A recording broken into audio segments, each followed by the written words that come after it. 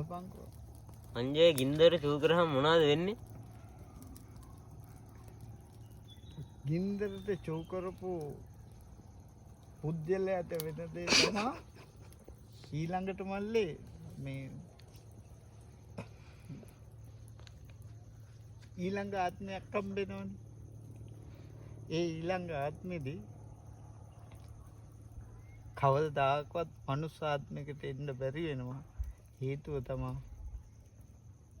මේ උයාගෙන කණ්ඩ මේ ගින්දර තියෙන්නේ.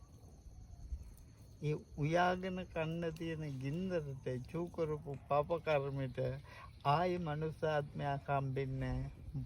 තිරිසන් ආත්මයක්මයි හම්බෙන්නේ. හම්බෙන තිරිසන් ආත්ම කොයි වගේද?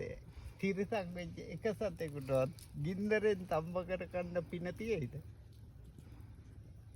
නෑ මල්ලි. ඒක තමයි ඒකේ ඵල විපාකේ. ඒක තමයි චූ ගින්දර වලට චූ කරන්න එපා.